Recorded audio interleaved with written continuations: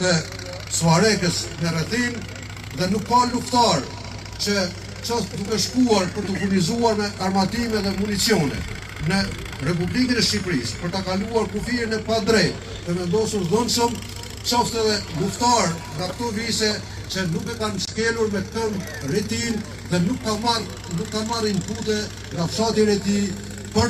ndërmarrë veprimet e nevojshme luftarake deri në fund të luftës së ushtrisë shërbëtare të Kosovës deri në qershor të vitit 1999. E di që Këshilli Organizues ka bërë një punë të jashtëzakonshme, një punë fantastike që ka vënë me organizu, që edhe një herë me rikthy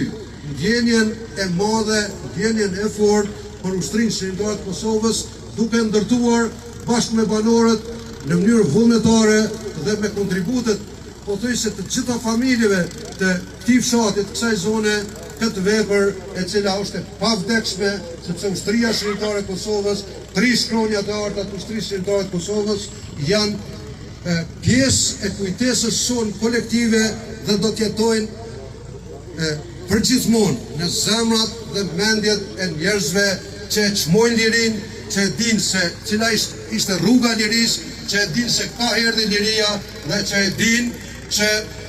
e përjetojnë lirinë në mënyrën më të mirë të mundshme. Retia ka bërë vepra shumë, e ka nisur që herët veprimtarinë atletare, në Reti ka pas burgosur politik, që herët në Reti që i kanë frymëzuar natyrisht njerëzit që të ecin pa ndalshëm në rrugën e lirisë. Në Reti ka pas njësi të ushtrisë shërbëtare të Kosovës, janë musa plot të tjerë në Reti, me 16 e 17 korrik, bashkë me zacisën e këtë zonë, janë përfshirë në luftime të përgjithshme, në luftime të cilat ishin për jetë vdekje, për ta mbrojtur atë që kishim arritur dhe për ta mbrojtur Rahovecën. Retia është vend i betejave të mëdha. Retia pas ofanzivës së shtatorit do të ndrohet në një epicentër të riorganizimit, të rigrupimit të forcave, të armëve, të jotën brigadës 124 Gani Paqarizi, bëhet brigadës 125, brigadës 126 Haçi, bëhet segmenteve brigadave tjera që kanë operuar në zonën operative të Pashtrikut. Pra, ne të gjithë mbajmë mend se Retia në Reti u stacionuam edhe për faktin që ishte një zonë e përshtatshme, edhe për faktin që ne nga këtu niseshim në për aksione të rëndësishme luftarake për shlirimin e Kosovës. Në Reti kanë ardhur Tahir Sinoni, në Reti heroi i kombit Tahir Sinoni, në Reti ishte Toni Emici, në Reti janë plot prej atyre që nuk jetojnë më fizikisht midis nesh, po janë në zemrat dhe mendjet tona, janë përmendore, pa vdekshme, janë heronjtë dhe dëshmorët e kombit. Retia ka 3 dëshmorë, ka 15 martirë dhe 2 ende të pagjetur. Pra, 2 qytetarë tanë liridashës që ende nuk dihet për fatin e tyre. Retia, edhe pse vendi vogël, ishte pra epicentër e rëndësishme edhe koordinimeve të shumta, aktiviteteve ndërmjet brigadave dhe po ashtu mbajti peshën dhe barën e rënd mbi supe edhe të furnizimit me armatime dhe municione, ishte aortë e ushtrisë shërbëtare të Kosovës. E di që luftarët e Retis ndihen krenar jotëm të Retis, toptërusës, sashistit, brigadës 124, brigadës 125, brigadës 126, të gjithë njerëzit që bashkjetojnë me vlerat e ushtrisë shërbëtare të Kosovës ndihen krenar për 3 shkronjat e arta të ushtrisë shërbëtare të Kosovës. Dhe, sidomos, kur to shkronja i keni në një vend si që është Retia,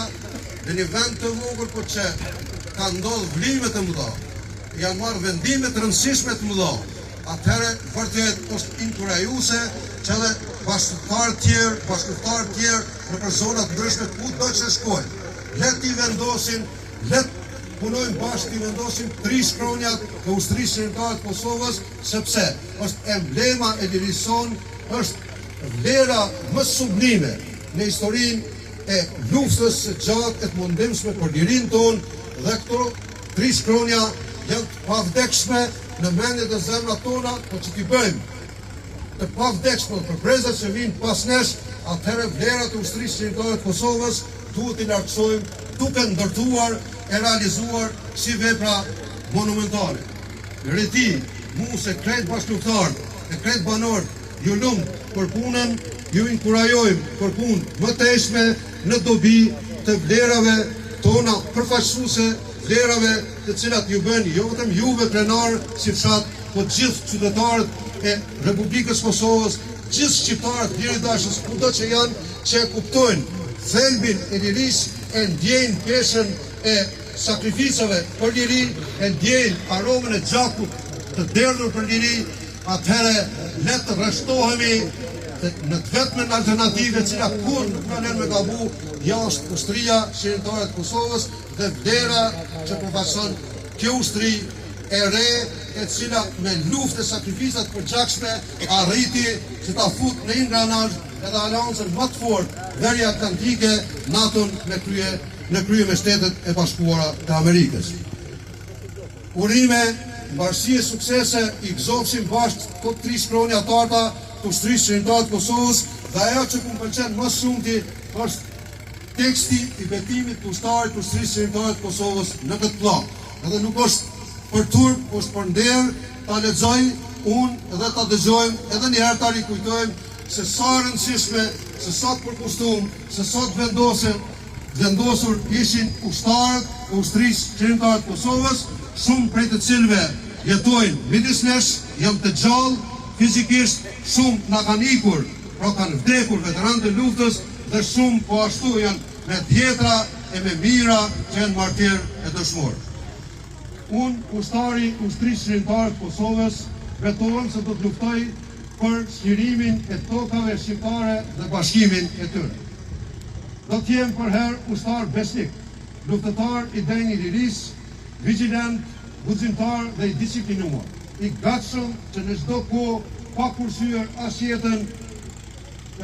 time të shërbej, të luftoj për të mbrojtur interesat e shenjta të atë vend. Nëse shkel betimin, le të ndëshkohem me ligjet më të ashpra të luftës dhe nëse tradhtoj qoftë i humbur gjaku im. Betohem.